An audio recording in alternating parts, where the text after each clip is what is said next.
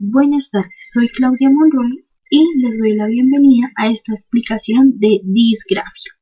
Pero antes, ¿sabías que la expresión escrita involucra una serie de habilidades, conocimientos y capacidades, por lo cual es difícil alcanzar un dominio perfecto del mismo?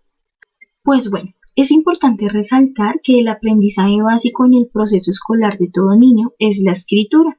Allí el docente inicia dibujando la letra, posteriormente se la muestra al niño, generando en él la comprensión de la relación existente entre el fonema y el grafema. Una vez realizado esto, el niño podrá escribir la letra, cosa que no pasa cuando ya se es adulto, ya que esto se realiza de forma automatizada. Una vez dicho esto, abarcaremos en primer lugar la definición de disgrafia, la cual, según Scritch, Cruz, Benvibre y Torres, en su artículo La dislexia, la disgrafia y la discalculia, sus consecuencias en la educación ecuatoriana en el año 2017, es un trastorno de tipo funcional que afecta a la calidad de la escritura del sujeto, en el trazado o en la grafía.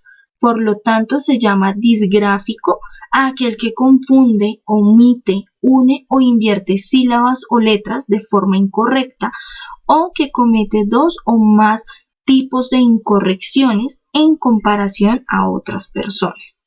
Por otra parte, el Manual Diagnóstico y Estadístico de Salud Mental, DSM versión 5, ubica la disgrafia dentro de los trastornos de aprendizaje y la define como un trastorno de expresión escrita, identificándola con el CIE 9 315.2 y CIE 10 F81.1, en el que se deben evaluar los siguientes aspectos: corrección ortográfica, corrección gramatical y de la puntuación, claridad u organización de la expresión escrita, determinando que su diagnóstico requiere que las habilidades de escritura se ubiquen claramente por debajo de lo esperado según la edad cronológica, el nivel intelectual y la relación edad y grado escolar de la persona que se evalúa. En segundo lugar, dentro de las teorías de la disgrafia encontramos una serie de estudios y correlatos que buscan comprenderla, dentro de los cuales resaltan las siguientes. Primero, estudio de correlatos de tipo neuroanatómico. Allí se realizó en adultos sanos y unos estudios neuropsicológicos realizados en personas con agrafia adquirida después de una lesión cerebral.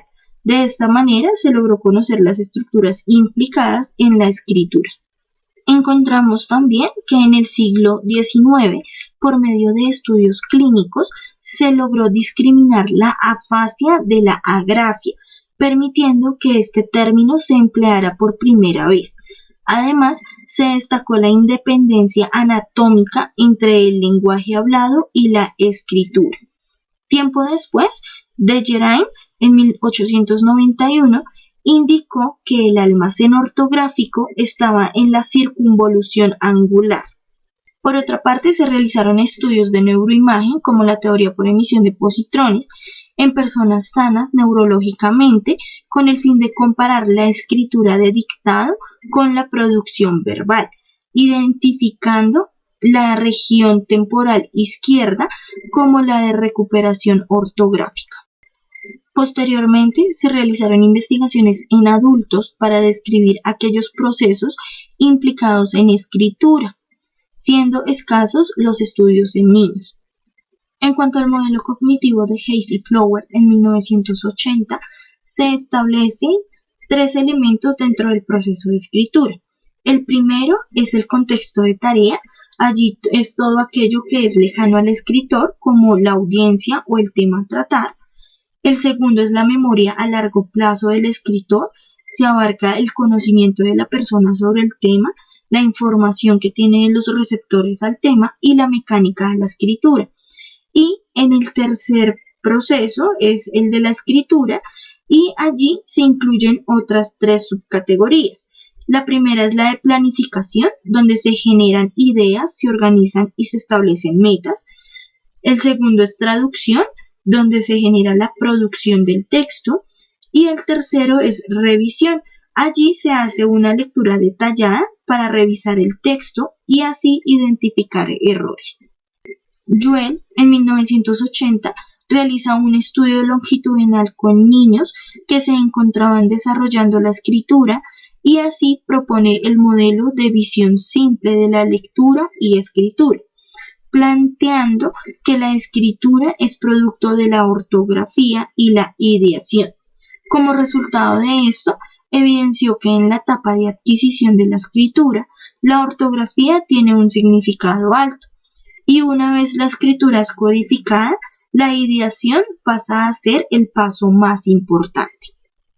Asimismo, Hayes, en 1996, revisa el modelo por medio de investigaciones y plantea adicionalmente 4 elementos importantes, como son memoria de trabajo, representación visoespacial, motivación del escritor y reorganización del anterior proceso de escritura, denominados procesos cognitivos, los cuales buscó adaptar a la interpretación, reflexión y producción de textos. Bernarger y Swanson, en 1996, revisan el modelo propuesto por Hayes y Flower, estableciendo modificaciones, esto con el fin de incluir el inicio y desarrollo de la escritura, indicando que los procesos cognitivos de la escritura no se adquieren con la misma velocidad como la planificación, traducción y revisión. Adicionalmente, proponen que la traducción se divide en generación de textos y transcripción, los cuales evolucionan a un ritmo diferente. Asimismo, Bernarger y Altman, en 2002, proponen revisión del modelo de revisión simple, ya que en dicho modelo se planteaba que en las primeras etapas del desarrollo de la escritura, la transcripción era la más importante. Sin embargo, se evidenció que con el crecimiento de los niños, dichas habilidades se automatizaban y era donde las funciones ejecutivas cobraban importancia. Finalmente, Bernarger y Wynne, en 2006, logran modificar el modelo de visión simple en uno de visión no tan simple de la escritura, lo cual se logra por medio de aportaciones de la técnica de neuroimagen, donde se indica que la memoria de trabajo lograba activar a la memoria de largo y corto plazo con función de detalle mayor. Además, indicaban que los procesos de control atencional dirigen la atención a información relevante, inhibiendo los distractores y generando un cambio mental, manteniendo tanto la atención, la metalingüística y la metacognición. En tercer lugar, en lo que corresponde a los tipos de disgrafias, encontramos que según Matute 2010 se pueden presentar por dificultades en la adquisición. Es allí donde aquellas personas que ya aprendieron a escribir se ven afectadas porque han perdido esta habilidad debido a un traumatismo o accidente cerebral. Y dificultad evolutiva, que como tal son las dificultades en el aprendizaje de la escritura sin haber una razón aparente que justifique dicha dificultad. Asimismo, hay otros 2 tipos de disgrafias, como las propuestas por Matute 2010, clasificándolas según las características de la escritura, como son disgrafia motora, que es la dificultad en la escritura a consecuencia de una motricidad deficiente y está ligada a una inmadurez en el desarrollo de la psicomotricidad fina. Se caracteriza por lentitud en movimientos gráficos, disociados, manejo incorrecto del lápiz, postura inadecuada al escribir. Disortografía, como un conjunto de errores de la escritura que afectan la ortografía, pero no el trazado, ni la forma y dirección de las letras y palabras escritas, afectando como tal la aptitud para transcribir el vocabulario hablado y escrito. Del mismo modo, según Ardila y Cuetos en 2016 y Cuadro en 2006, hay otros tipos de disgrafia de acuerdo con la ruta de procesamiento que se encuentra afectada.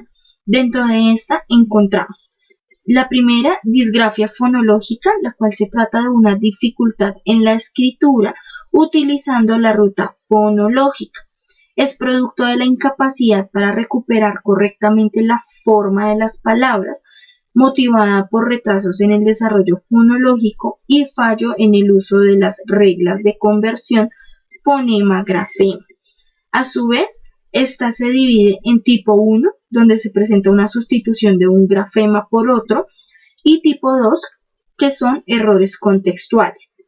En cuanto a la disgrafia superficial, hablamos de que es la dificultad que afecta a la ruta ortográfica o visual, por lo que los individuos que la padecen se ven obligados a recurrir a la vía fonológica, presentando problemas de recuperación en la memoria, en especial a la hora de recuperar las palabras homófonas, es decir, aquellas que suenan igual, pero se escriben de manera diferente, y las poligráficas, aquellas que siguen una ortografía arbitraria.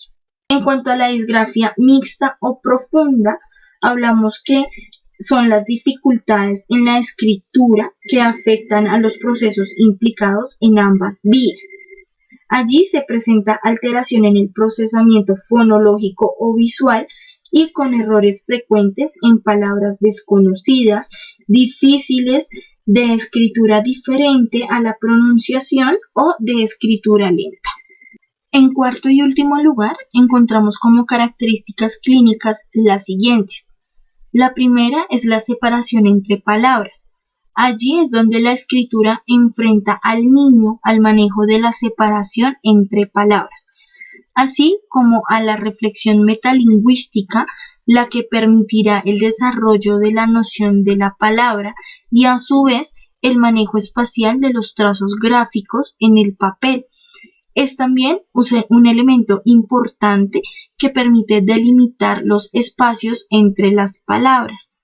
En cuanto a la puntuación, se debe aclarar que lo que busca es que los textos escritos pretendan reproducir la entonación del lenguaje oral, esto según la Real Academia Española en 1999. La puntuación como tal busca organizar el discurso y sus diferentes elementos, evitando la ambigüedad en textos, ya que sin el uso de esta, el texto podría tener interpretaciones diferentes. Se resalta que el primer signo de puntuación que un niño utiliza de manera espontánea es el punto final. En gramática se tienen en cuenta las variaciones de las características gramaticales de los textos infantiles con relación a la edad y al grado escolar, planteando la frecuencia del uso de los diferentes tipos de cláusulas y los cambios en la sintaxis, que parecen ser diferentes según sea el lenguaje oral o escrito. Se habla también de la coherencia de los textos. Es allí donde los niños con trastornos en la expresión escrita producen textos más cortos, es decir, utilizan un número menor de palabras, recuperan un menor número de proposiciones y sus textos no alcanzan un nivel alto de coherencia al ser comparados con los textos producidos por niños sin este tipo de problemas. Esto según Matute y Coles en el año 2000. Estas se miden de manera indirecta, como es tomar en cuenta la fluidez en la composición, o de forma subjetiva, considerando la calidad de la composición medida de manera global a través de la calificación de 2 o más jueces. Finalmente, los aspectos caligráficos es allí donde se detectan componentes tanto de tipo práxico, donde se denomina la disgrafia apráxica. Es allí donde se reconocen dificultades para el manejo de los trazos al escribir y que resultan irregulares, y de tipo espacial, caracterizándose por un manejo inadecuado del espacio, es decir, en el papel en el que se escribe. Esto ha sido todo por hoy. Agradezco su atención y espero haya sido claro. Nos vemos en una próxima oportunidad. Hasta luego.